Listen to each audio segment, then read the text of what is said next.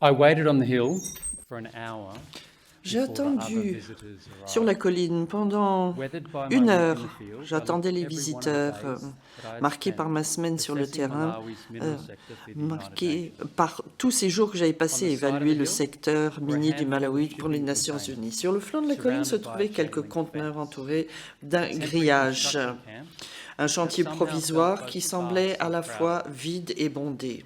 Beneath the Au hill pied de la was colline one of the se world's trouvait l'un des richest gisements de deposits terres of rares rare earth les elements, plus riches attracting du intense monde. interest from the world's Il suscitait superpowers. un vif intérêt de la part des Metals superpuissances mondiales, critical to des métaux magnets, essentiels aux aimants, magnets critical des to aimants wind essentiels aux turbines, éoliennes, electric aux vehicles, véhicules and électriques missile guidance. et au système de guidage des The missiles. dust appeared before the La, rest of the la convoy, poussière est like apparue SUVs avant le burst through the convoi. cloud. Des SUV Tinted noirs ont windows surgi du obscuring the nuage, veld. leurs vitres teintées masquant les The occupants. economists from the Les International économistes Monetary Fund du stepped out FMI en suited, sont looking descendus sharper than seemed possible en costume after a étrangement 5-hour long impeccable drive. après 5 heures de route. The IMF came to find out when Ils the étaient mine would venus start to earn pour foreign voir quand currency la mine commencerait so à that rapporter des Malawi devises could balance its étrangères afin budget que le Malawi and repay puisse its loans.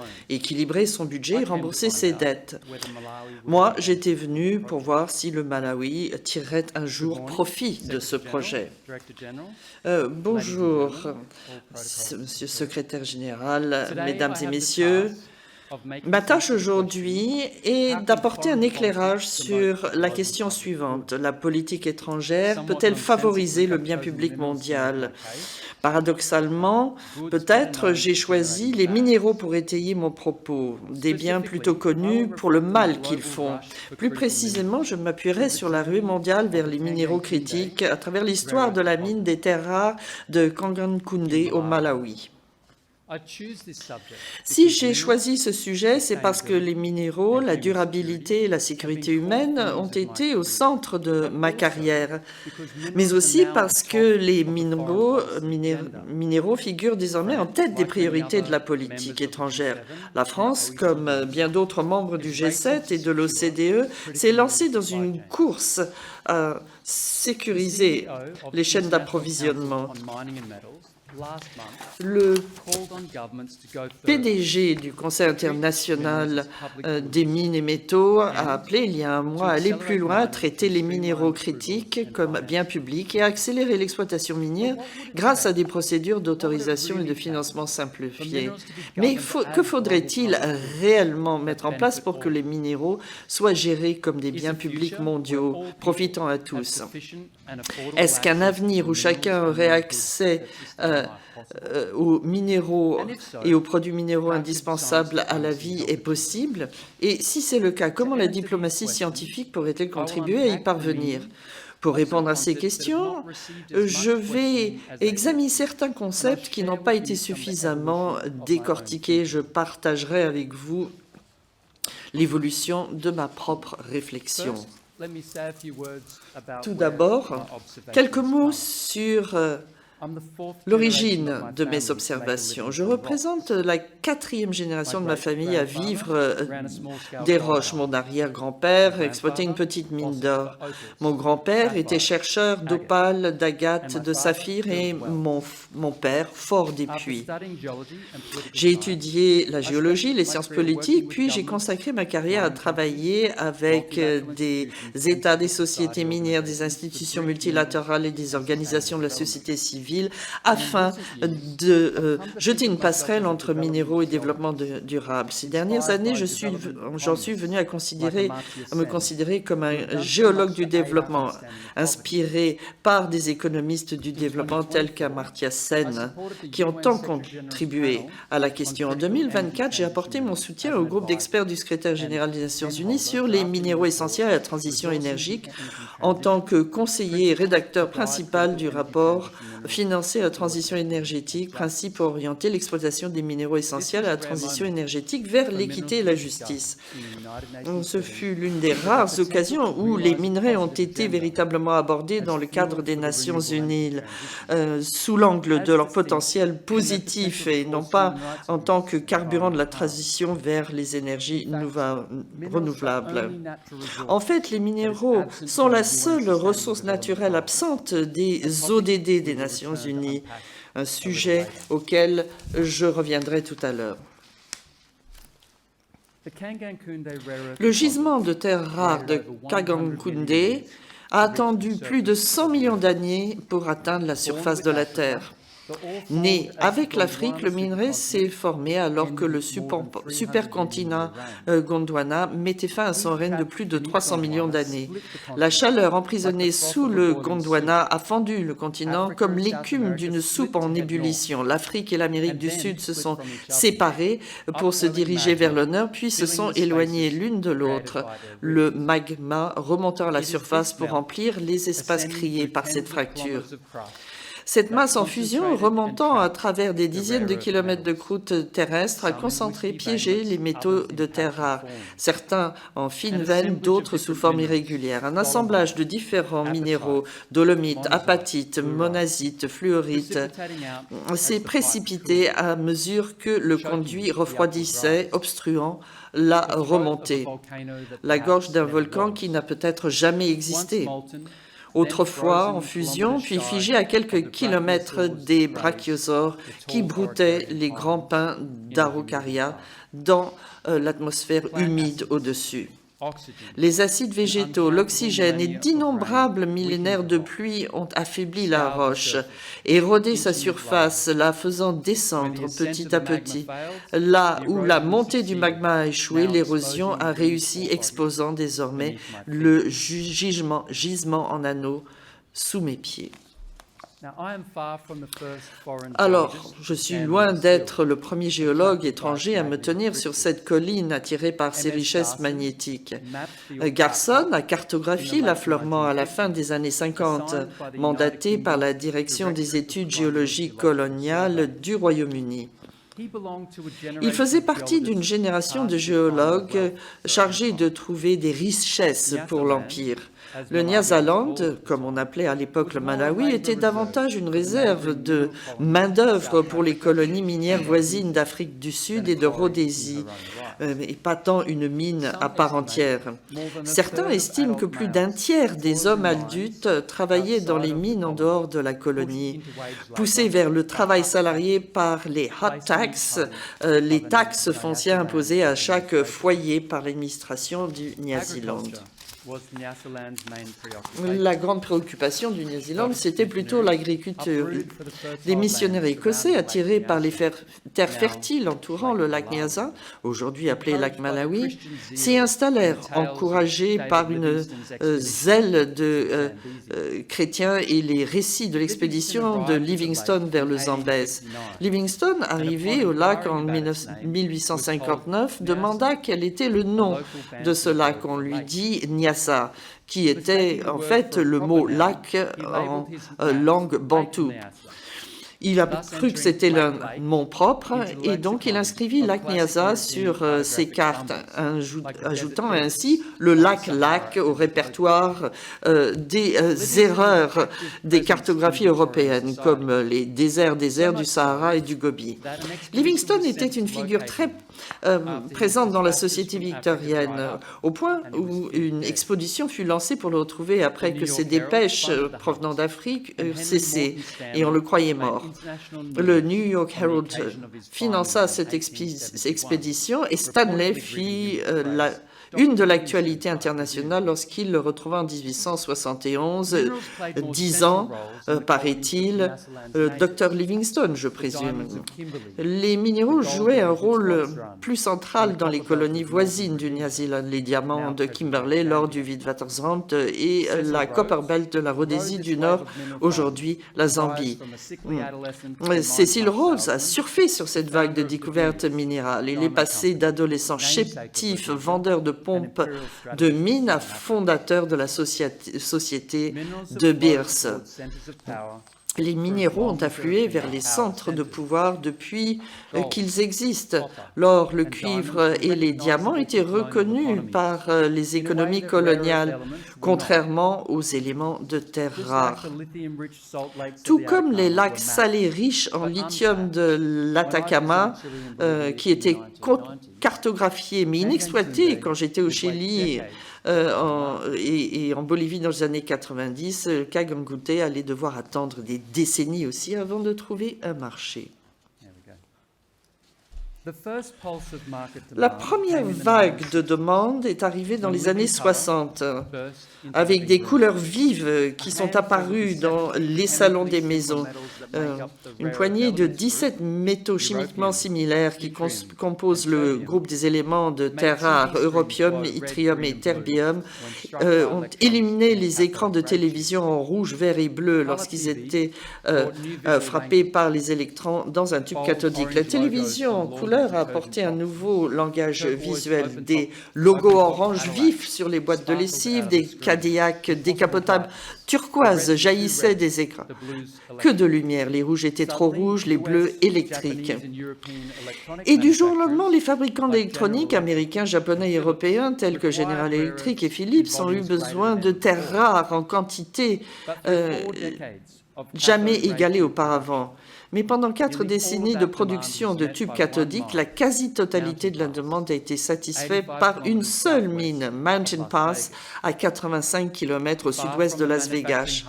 Bien loin des bastions industriels de l'économie d'après-guerre et riche en terres rares de mauvaise qualité, Kagankunde est resté inexploité. Les seules petites avancées qu'on peut mentionner sont les campagnes menées par le service géologique français dans les années 80 et 90. La deuxième vague majeure de demande du marché est venue du secteur des batteries nickel et drure métallique. Les recherches en laboratoire ont abouti à la création d'appareils électroniques portables, rechargeables, caméscopes, ordinateurs portables volumineux, et ce dans les années 90. Les appareils utilisaient du lantane, du néodyme, du praséodyme et du cérium, représentant parfois jusqu'à 15% du poids de la batterie. Au tournant de ce siècle, chaque Toyota Prius était alimenté par plusieurs kilos d'oxyde de terre rare.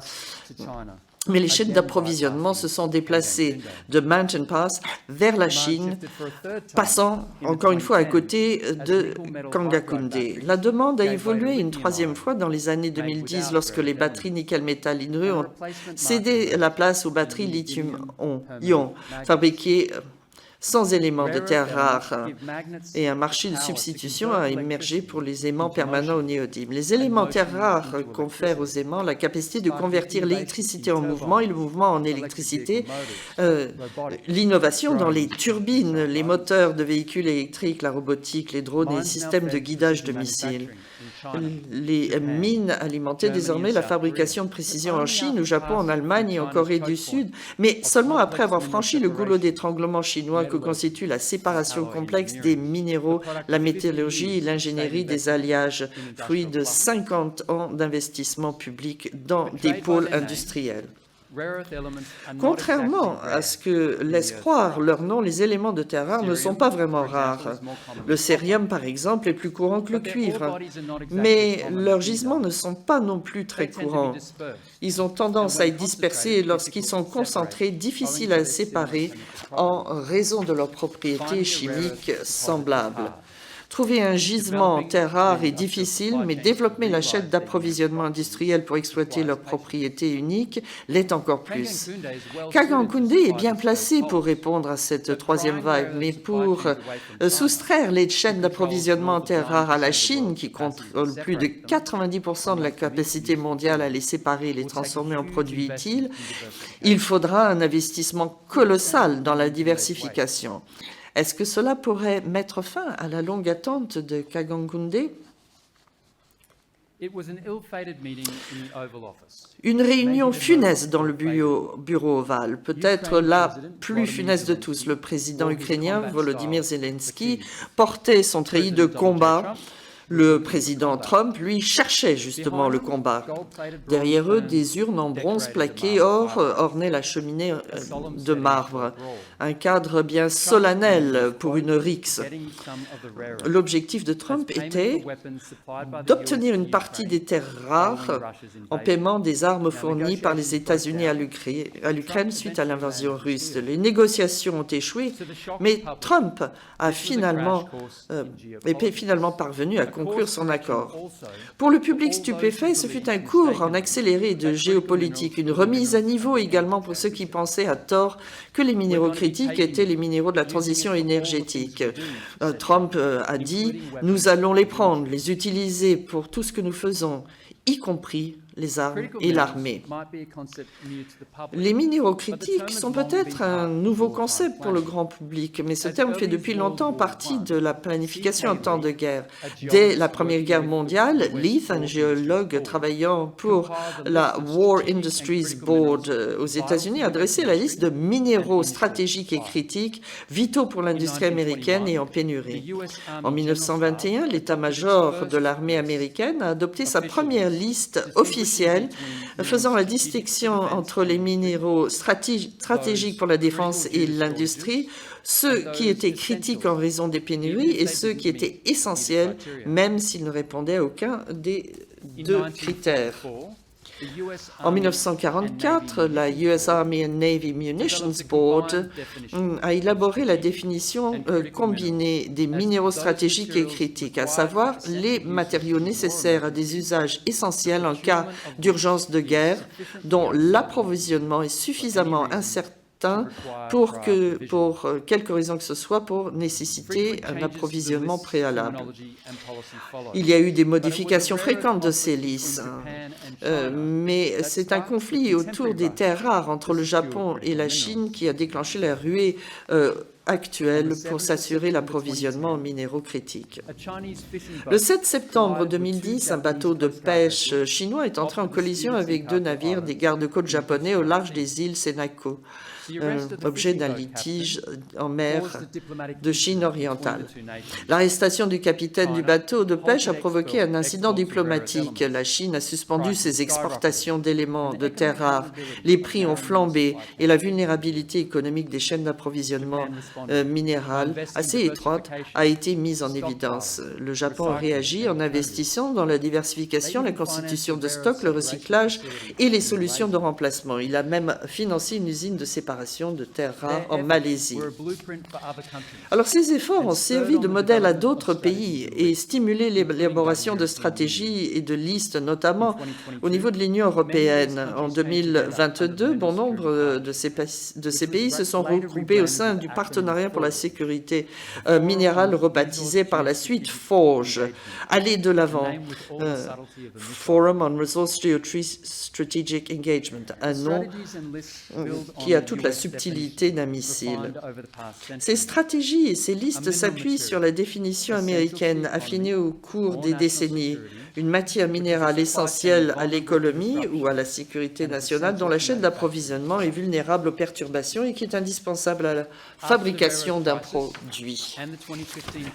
Après la crise des terres rares et l'accord de Paris de 2015, la lutte contre le changement climatique est devenue une priorité politique plus urgente. De nombreux gouvernements ont utilisé le terme minéraux critiques, mais la plupart des minéraux critiques ne sont pas des minéraux liés à la transition énergétique et la plupart des minéraux liés à la transition énergétique ne sont pas des minéraux critiques.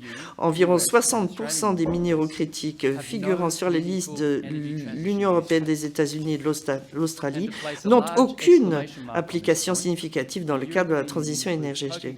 D'ailleurs, l'Union européenne inclut sur cette liste le charbon à coke. À l'inverse, les minéraux critiques représentent moins de 2% de la demande en minéraux liés à la transition énergétique en volume.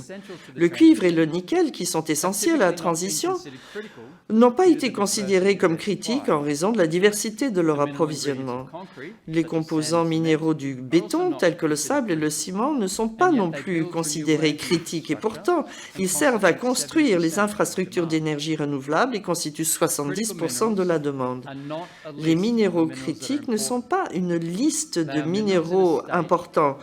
Ce sont ceux qui se trouvent dans un état vulnérable aux perturbations. Ils sont critiques au sens de l'unité de soins critiques, de soins intensifs d'un hôpital, et non critiques au sens la société ne peut pas s'en passer. Partout en Afrique, on entend dire les minéraux critiques ne sont pas critiques pour nous, Africains.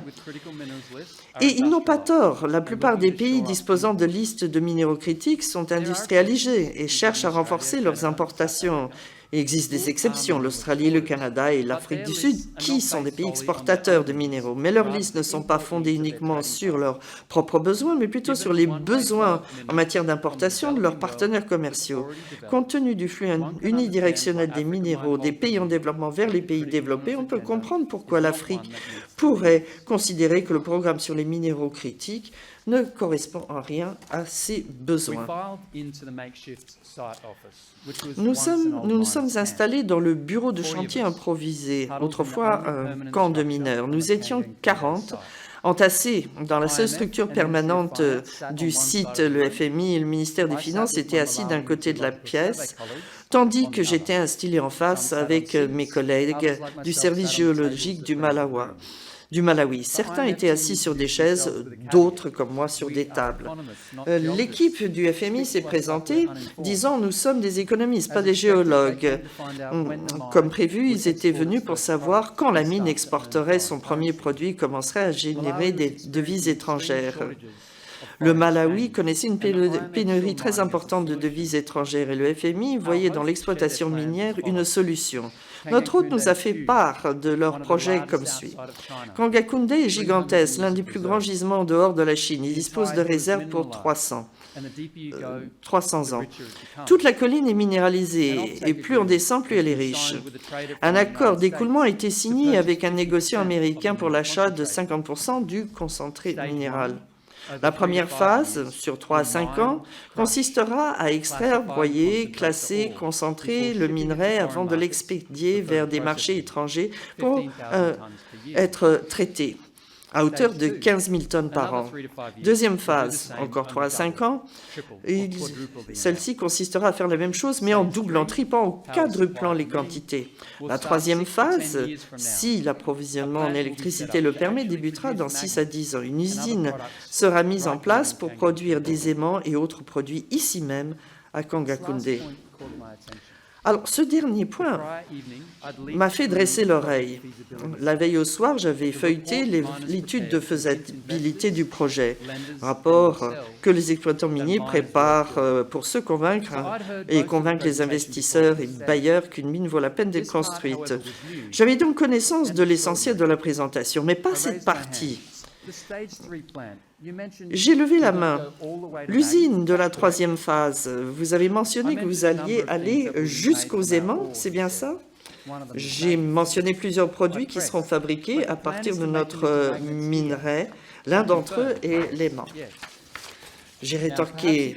Il s'agit donc de les transformer en aimants ici sur place? Oui, m'a-t-il dit. Alors à ce moment-là, peut-être y croyait-il, peut-être pas. Peut-être avait-il mal compris son propre projet ou était-il nouveau dans ses fonctions. L'idée était suffisamment aboutie pour être présentée comme constituant une étape devant les responsables réunis. Mais il s'agissait non seulement d'une usine de traitement pour séparer les oxydes métalliques du minerai et des différents métaux les uns des autres, non seulement des fours à vide à haute température pour réduire les oxydes métalliques en métaux, non seulement électrolyse et en sel fondu, la distillation sous vide pour les purifier, mais aussi l'ingénierie des alliages pour fondre, couler, pulvériser, broiser, presser, friter, usiner les métaux en aimant.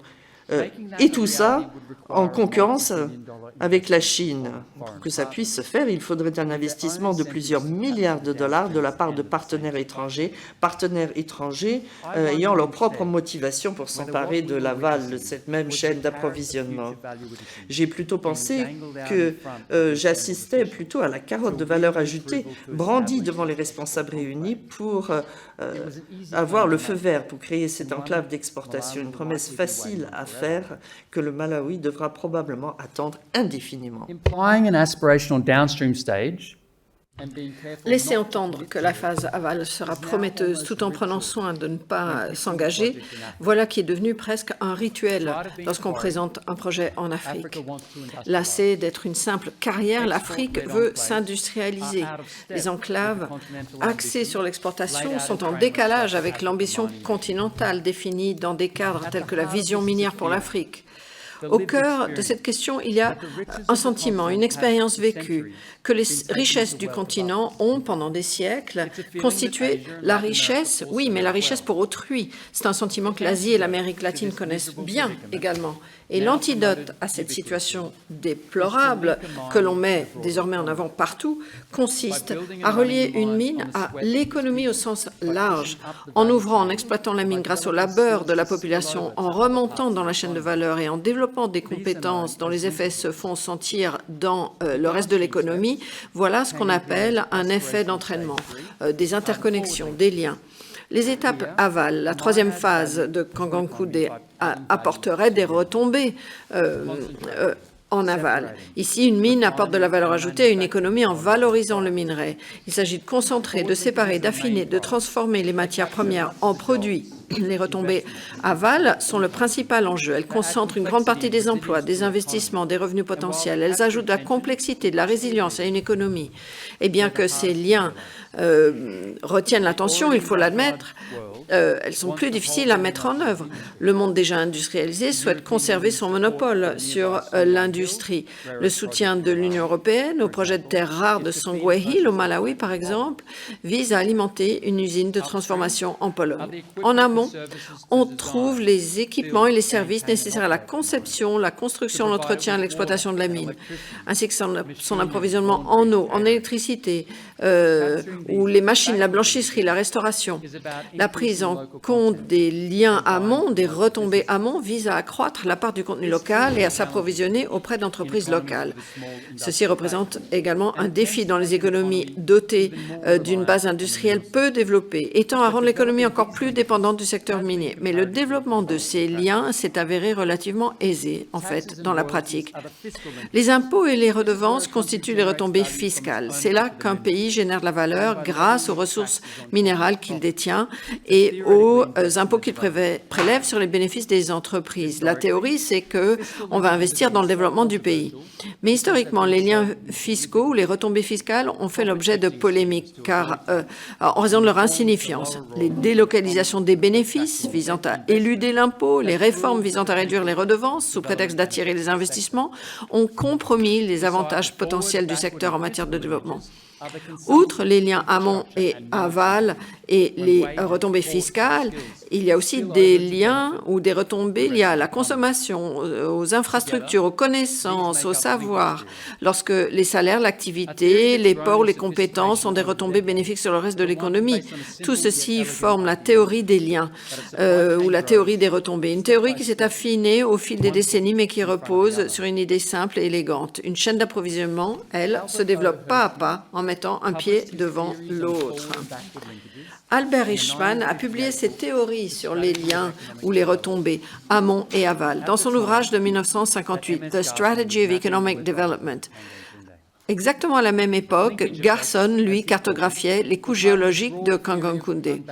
Les effets d'entraînement, comme il les appelait, s'inscrivaient dans sa théorie plus large de la croissance déséquilibrée. L'idée selon laquelle des investissements stratégiques dans une partie de l'économie peuvent créer des déséquilibres, des pressions, des incitations à investir davantage dans un autre secteur de l'économie. Hirschman a développé ces idées alors qu'il travaillait dans la Colombie des années 50, plongé dans des débats visant à déterminer si les anciennes colonies situées à la périphérie de l'économie mondiale pouvaient échapper à leur rôle de simple fournisseur de matières premières pour le noyau central du monde. Alors que les économistes comme Raoul Prebisch à la Commission économique pour l'Amérique latine des Nations unies estimaient que les dés étaient pipés pour les exportateurs de matières premières, que jamais il ne pourra aller plus loin que cela, Hirschman pensait qu'il était possible de tirer progressivement parti de ces matières premières pour les intégrer dans des chaînes de valeur industrielle plus longues. Né à Berlin dans une famille juive, Hirschman a été été contraint à l'exil lorsqu'Hitler, devenu chancelier allemand en 1933, a forcé les Juifs à s'exiler.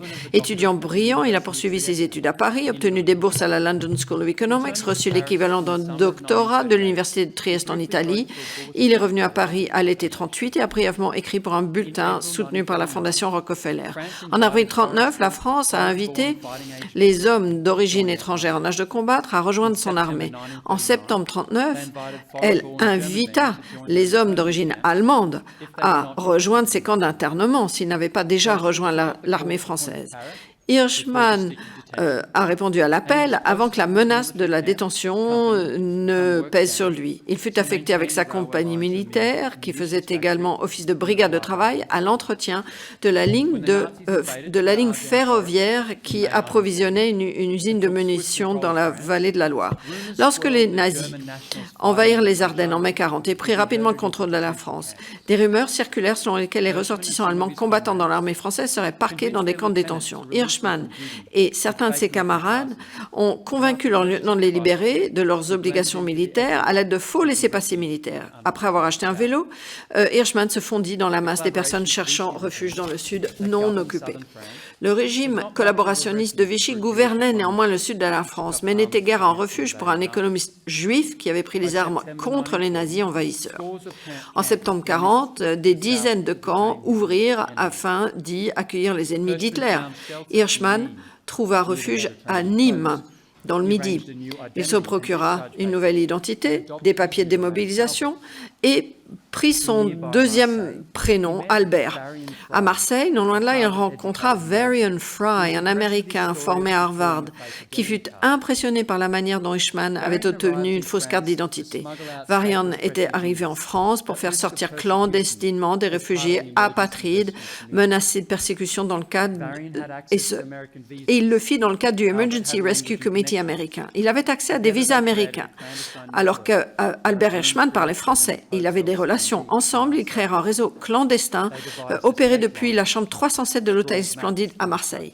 Ils mirent au point les filières d'évasion, ils griffonnaient des cartes sur des bouts de papier, ils se procuraient de faux passeports, ils passaient au crible les candidats potentiels pour éliminer les imposteurs.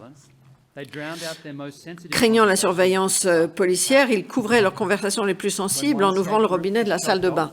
Lorsqu'une voie d'évasion était coupée, une autre était trouvée, notamment en reprenant un itinéraire secret à travers les Pyrénées qui avait été utilisé lors de la guerre d'Espagne. Le travail du comité fut un acte d'humanité remarquable. Pas moins de 2000 personnes purent s'enfuir. Des figures intellectuelles majeures du XXe siècle, des politologues, des artistes d'avant-garde, des théoriciens critiques, des pionniers du surréalisme, tous en faisaient partie. La police a fini par rattraper Albert à la fin des années 40. Et cette fois, la fuite qu'il avait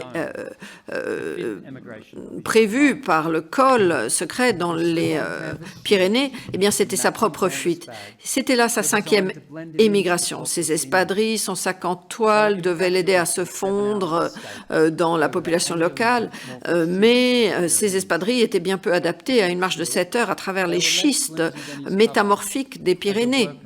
Il se faisait passer pour un ouvrier qui cueillait le romarin et le thym sauvage qui poussaient dans les sols montagneux. De l'autre côté des Pyrénées et de l'autre côté de l'Atlantique, une bourse l'attendait à l'Université de Californie, offerte par la Fondation Rockefeller.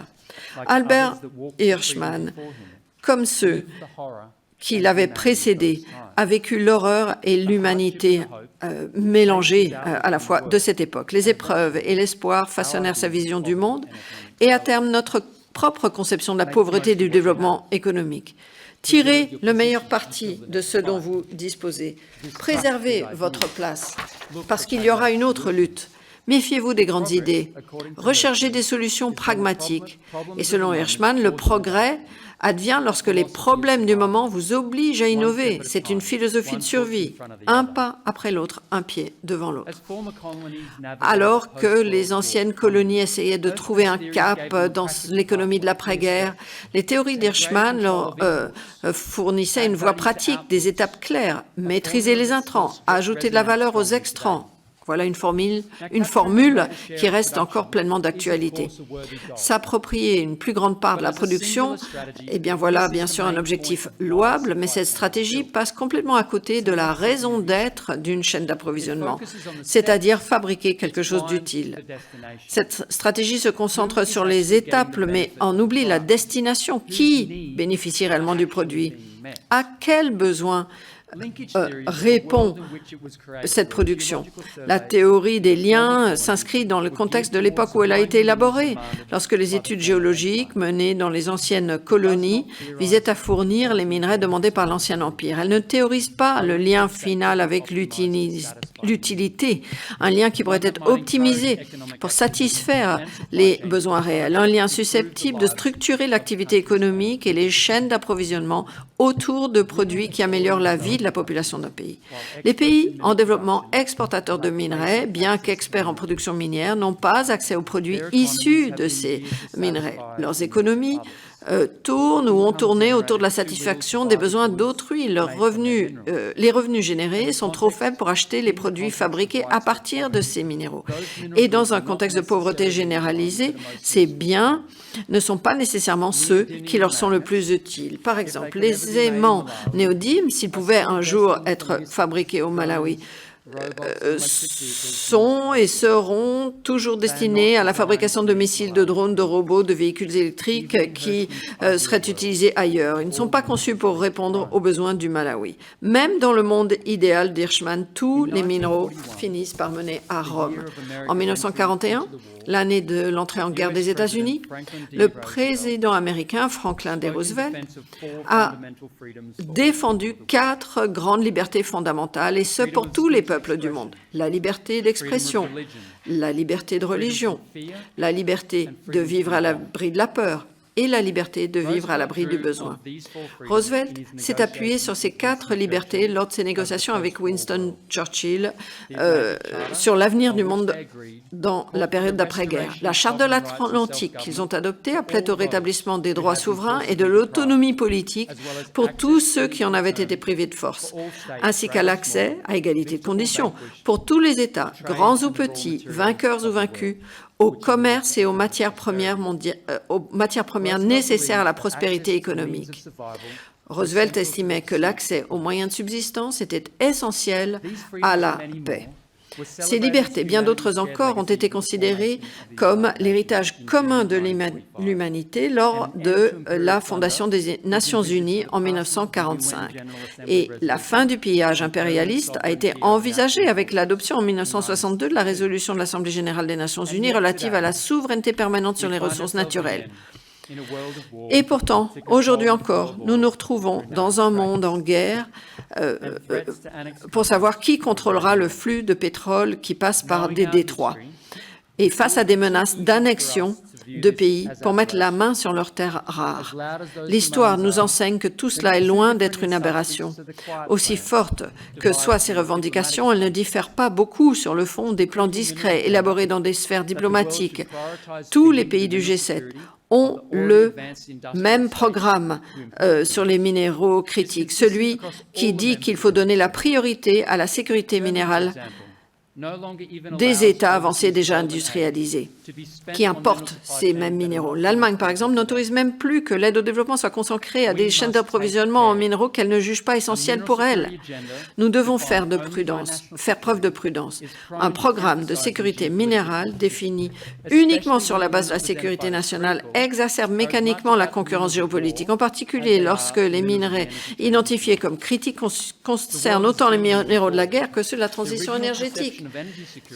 Le monde a déjà vécu cette situation. La conception initiale de la sécurité énergétique, par exemple, élaborée en réponse à l'embargo pétrolier décrété par l'OPEP en 1973, a d'abord été abordée sous l'angle de la sécurité nationale, passant par la sécurisation des approvisionnements énergétiques. Il en va de même pour la sécurité alimentaire. Les travaux de l'économiste du développement indien, Amartya Sen, lauréat du prix Nobel, au début des années 80 et 90, ont établi, en ce qui concerne l'alimentation, que ce ne sont pas les grandes perturbations de l'approvisionnement l'environnement qui causent la famine, mais les difficultés individuelles d'accès à la nourriture vécues par les personnes dans le besoin. Sen a ensuite publié le premier rapport sur le développement humain des Nations Unies, en collaboration avec l'économiste pakistanais Mahmoud Hook en 1990. Et ce sont eux, avec d'autres, qui ont inventé l'expression sécurité humaine, intégrée dans la version de 1994 de ce même rapport. La sécurité humaine s'inscrit dans la tradition de la liberté de vivre à l'abri de la peur et la liberté de vivre à l'abri du besoin prônée par Roosevelt. Elle place les personnes au centre de l'analyse. Elle considère que la sécurité de tous va bien au-delà de leur sécurité physique. Elle vise à compléter et non pas à remplacer la sécurité nationale.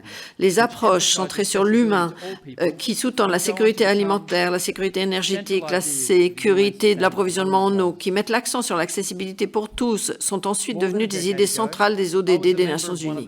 Il y a plus de 10 ans, je faisais partie d'un des comités des Nations Unies chargé de réfléchir à l'élaboration des objectifs de développement durable. Et malgré tous nos efforts, nous n'avons pas réussi à convaincre les rédacteurs d'inclure les minéraux dans ce texte. Aussi incroyable que cela puisse paraître, le programme des ODD, formulé en 15 000 mots et adopté par tous les pays du monde, ne fait aucune référence aux minéraux. Les forêts, la pêche, la faune sauvage, les pâturages, l'énergie, l'eau, l'air, les ressources génétiques, tous sont mentionnés. L'agriculture, la gestion des ressources hydriques et sylvicoles sont toutes décrites en détail. Les agriculteurs, les éleveurs, les pasteurs nomades, les pêcheurs, tous ont leur place, mais ce n'est pas le cas des minéraux, de l'exploitation minière, ni des mineurs.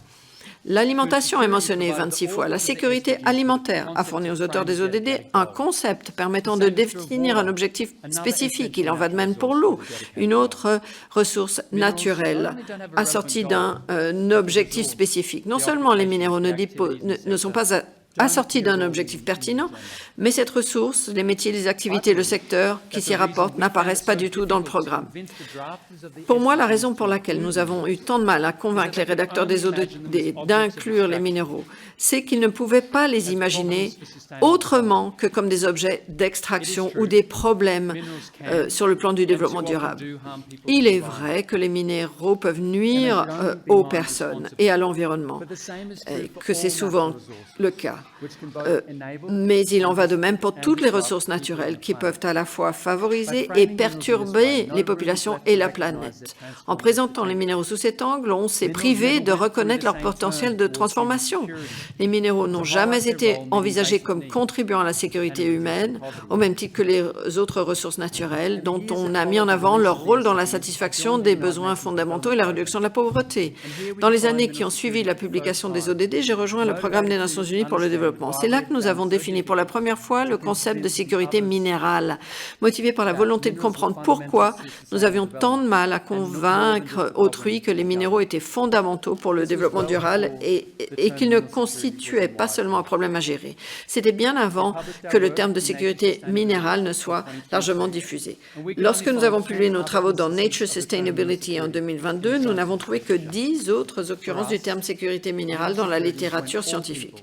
Pour nous, la sécurité minérale, c'est lorsque tous les individus ont un accès suffisant et abordable aux minéraux nécessaires au développement humain, notamment pour le logement, la mobilité, la communication, l'énergie et la subsistance. Une approche de la sécurité minérale fondée sur la sécurité humaine complète l'approche de la sécurité nationale illustrée par les minéraux critiques. Elle nous offre une perspective nouvelle et différente, centrée sur l'humain, sur les besoins, axée sur l'accessibilité, l'abordabilité, la suffisance et qui promeut le multilatéralisme et la coopération internationale. En bref, c'est l'approche du bien public mondial. Si cette conception de la sécurité minérale est universelle et concerne tous, nos actions doivent donner la priorité à ceux qui en sont privés. Si l'on se demandait par exemple quels sont les besoins en minéraux des populations pauvres du monde, eh bien, on aboutirait probablement à une liste des minéraux qui ressemblerait bien peu à la liste des minéraux critiques actuels.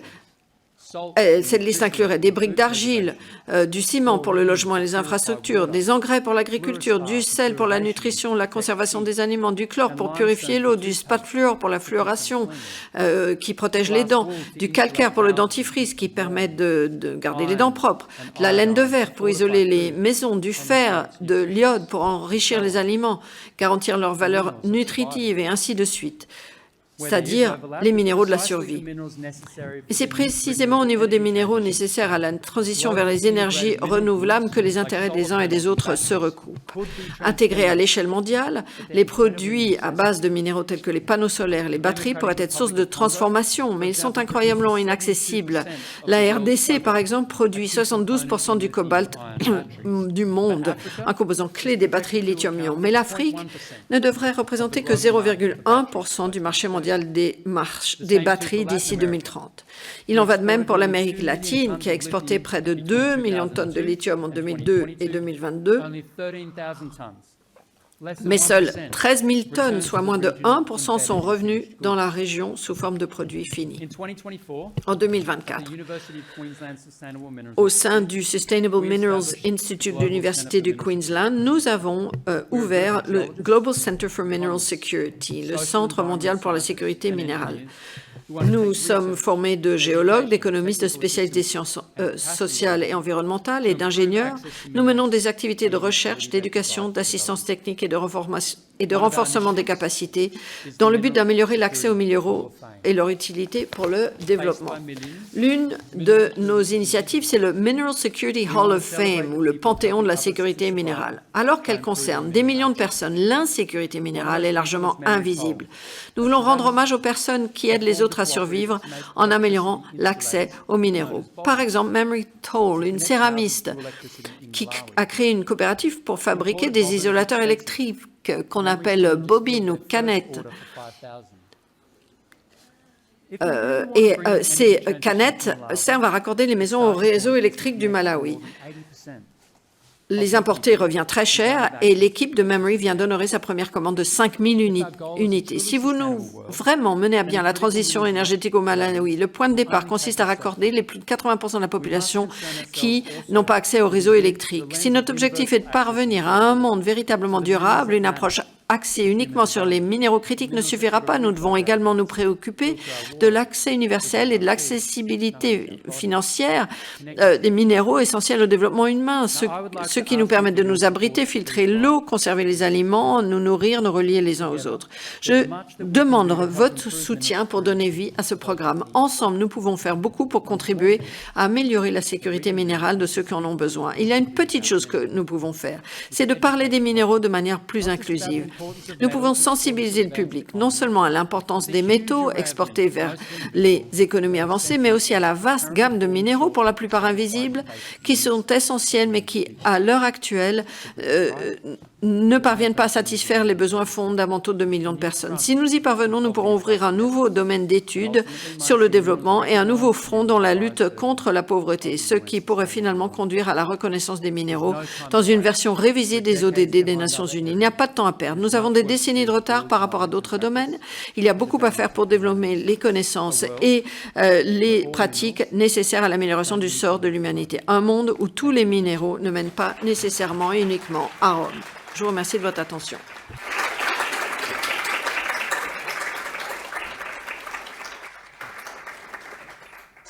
Stay, Daniel. Stay, because you have a lot of questions. Restez avec nous, Daniel. Je crois que plein de questions vont vous être posées. Nous avons 10 minutes, donc ce que je suggère, c'est que l'on compile toutes les questions et vous essayerez d'y répondre. D'abord, une question sur la production à Kangangoudé d'aimants. Est-ce qu'elle serait serait-elle contrôlée par le gouvernement du Malawi? Qui en profiterait sur le plan financier? Ensuite, une question. Y a-t-il des exemples de chaînes d'approvisionnement de minéraux utilisés pour exercer une influence ou comme outil de négociation, comme le détroit d'Ormuz, par exemple, pour le pétrole. On pourrait se dire que c'est un atout dans les négociations, notamment si on prend l'exemple du FMI, l'organisation internationale. Ensuite, vous avez dit que vous considérez que des minéraux critiques sont utilisés pour la guerre. Est-ce que le contexte actuel de tensions géopolitiques croissantes repousse la transition énergétique par dispersion? Ensuite, quatrième et dernière question, c'est parce qu'il faudra bien s'arrêter. Y a-t-il besoin d'une réglementation internationale pour que les minéraux critiques soient gérés comme des biens communs? Et à quoi est-ce que cette réglementation pourrait ressembler? Et dernière question, et une question assez longue, vous avez dit que la nature critique des terres rares est remise en question par les Africains eux-mêmes. Est-ce que vous pensez que les Africains devraient se concentrer sur l'exportation de matières premières pour un soulagement immédiat en quelque sorte, ou contribuer à l'industrialisation pour plus de valeur ajoutée? Et puis, comment maximiser les retombées économiques tout en réduisant la pauvreté? Et je crois que l'on va s'arrêter là. Nous n'aurons pas assez de temps, sinon. Merci beaucoup.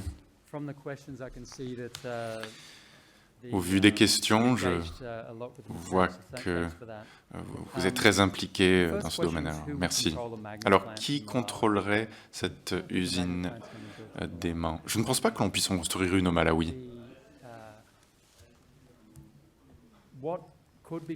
Ce qui pourrait être construit, c'est une installation de séparement, mais même là, je crois que les minerais concentrés continueront d'être exportés. Ça n'a pas de sens de mettre des installations de séparation dans tous les sites miniers. Et ça a été difficile, historiquement parlant d'ailleurs, de les établir. Pour l'Australie, il y a beaucoup de traitements qui se font en Malaisie, beaucoup d'installations sont là-bas. Enfin, après des décennies, nous avons enfin les installations de séparement. Donc c'est la première étape dans la chaîne d'approvisionnement. Les aimants, c'est se rendre 10 étapes plus loin. Même les industries technologiques en Europe ont du mal et sont en concurrence avec la Chine. Alors, je crois qu'il va falloir être patient, des investissements conséquents seront nécessaires, mais je ne pense pas qu'au Malawi, on voit quelque chose à court terme. Des idées ont été mises en avant pour inciter le pays à permettre l'exportation de minerais. Alors, ma critique principale serait la suivante. Est-ce que ces aimants seraient utiles pour le Malawi? Nous nous concentrons tellement sur les chaînes de production, d'approvisionnement, mais nous avons oublié les éléments les plus fondamentaux. Et cela m'amène à la question suivante. Que peut-on faire pour utiliser ces chaînes d'approvisionnement? Alors, je ne plaide pas pour une application à la production de minerais, où je ne dis pas que ça n'a aucun intérêt, que ça ne nécessite pas d'effort, mais je pense qu'il faut un juste équilibre entre les besoins d'un pays, c'est-à-dire répondre aux besoins de ses citoyens pour qu'ils puissent survivre, et ce que l'on peut obtenir de la production de minerais avec des exportations et une vente à l'étranger. Pour d'autres minerais critiques, effectivement, oui. Donc, les pays qui produisent ces minéraux ont une influence sur cet approvisionnement. Mais alors, il y a quelques défis. Ces chaînes sont assez étroites et en général,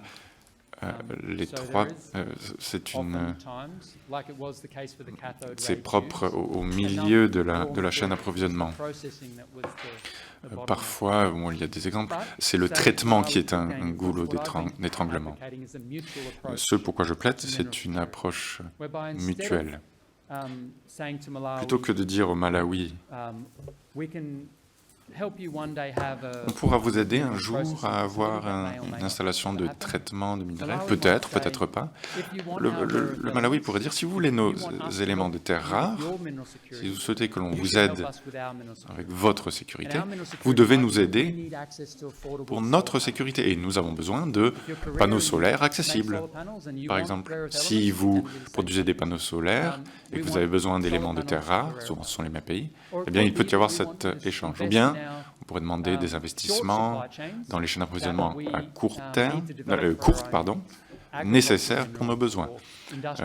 Minerais pour l'agriculture ou pour les matériaux de construction. Donc il y a des leviers qui peuvent être actionnés. Lorsque les minéraux pour la guerre entrent en concurrence avec ceux pour la transition énergétique, oui, c'est le cas pour les éléments de terres rares, pour les systèmes de guidage de missiles. Alors je ne sais pas s'il y aura une véritable concurrence.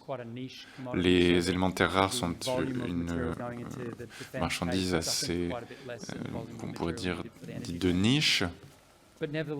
Mais peut-être que dans nos discussions de panel, je pourrais parler d'une proposition d'un collègue, professeur Salim Ali, qui propose un fonds fiduciaire pour rétablir un équilibre, donc une trust. Et puis la dernière question, avons-nous besoin d'un traité pour réguler ces éléments comme bien public? Les minéraux ne figurent pas dans beaucoup de traités parce qu'ils sont considérés comme des ressources qui appartiennent aux nations. Cela relève de leur souveraineté. Je pense qu'il serait très difficile d'essayer d'établir de tels traités. J'ai bien conscience que de tels traités auraient des avantages, mais ce que nous proposons plutôt pour la sécurité des minéraux, c'est un élément qui ressemble à ce qui se fait pour la sécurité alimentaire, la sécurité de l'eau, mais d'orienter notre approche, donc une sorte de cadre, avoir des partenariats avec des pays dans le monde, dans le cadre de projets diplomatiques, est intéressant, mais à travers un prisme plus humain, on peut aller au-delà de la perspective sécurité nationale. Donc on ne se contente pas de dire, voilà, en tant qu'Europe, comment est-ce que l'on peut avoir accès à vos ressources? Cela va entraver la création de partenariats. Plutôt, il faut avoir une discussion globale. Comment peut-on vous aider avec votre sécurité minérale et comment pourrez-vous nous aider en retour? Il faut un alignement avec les biens publics mondiaux et ça peut être en complément à la sécurité nationale. Donc la sécurité alimentaire, sécurité des minéraux, sécurité de l'eau ont une dimension sécurité nationale, mais pas uniquement. Et donc finalement, nous plaidons pour la même chose. Nous plaidons pour cette sécurité des minéraux. Merci.